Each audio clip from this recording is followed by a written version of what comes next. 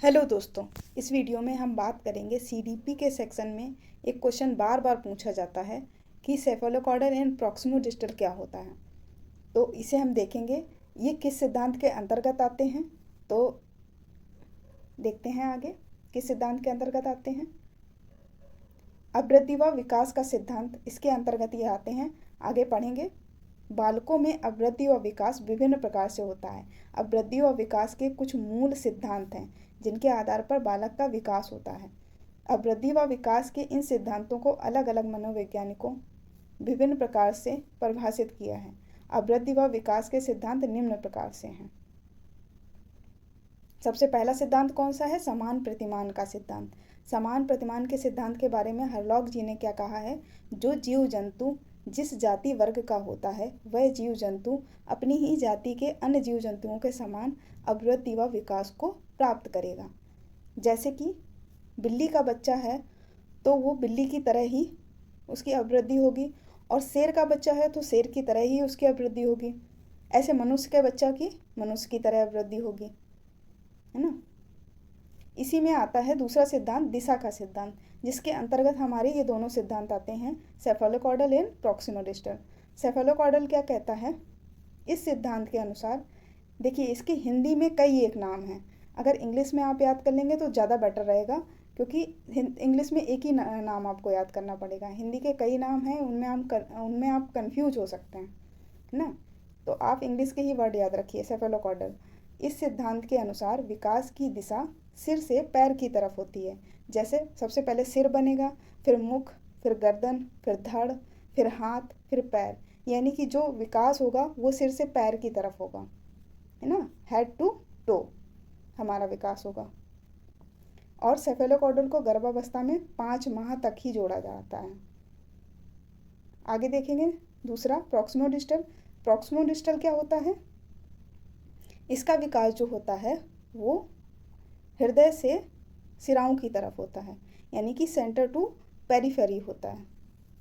Centre to periphery होता है, यानी कि हृदय से लेके सिराओं की तरफ इसका विकास होता है ना। तो हमने दोनों सिद्धांत देख लिए। एक तो सेफेलोकॉडल सिर से पैर की तरफ, यानी कि हेड टू टो होता है। एंड प्रॉक्सिमोडिस्टल क्या होता है? हमारा सिराओं से सेंटर टू पेरीफेरी, यानी कि हृदय से लेके सिराओं की तरफ होता है। आगे देखेंगे। आगे तीसरा है विभिन्न अंगों की गति का सिद्धांत। इस सिद्धांत के अनुसार शरीर के कुछ अंग काफ़ी तेज गति से बढ़ते हैं, जैसे हाथ, पैर, बाल, नाखून आदि। कुछ अंग काफ़ी धीमी गति से बढ़ते हैं, जैसे आँख, कान, नाक, होंठ और गर्दन और दांत। ये धीमी गति से बढ़ते हैं, और तेजी से क्या क्या बढ़ते हैं? हाथ, पैर, बाल और नाखून। किस सिद्धांत के अनुसार? विभिन्न अंगों की गति के सिद्धांत के अनुसार। आगे कौन सा सिद्धांत है? व्यक्तिगत विभिन्नता का सिद्धांत। यह सिद्धांत क्या कहता है? दो व्यक्तियों का विकास कभी भी एक समान नहीं हो सकता।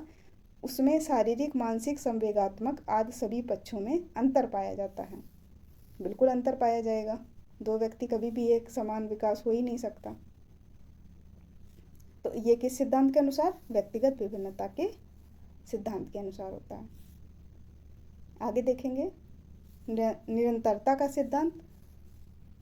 निरंतरता का सिद्धांत क्या कहता है? विकास एक निरंतर चलने वाली प्रक्रिया है जो गर्भावस्था से जीवन पर्यंत तक चलती है, यानी कि वॉर्म टू टूम चलती है।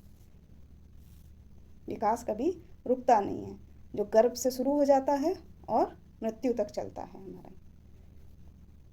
अगला सिद्धांत देखेंगे, सामान्य से विशिष्टता का सिद्धांत।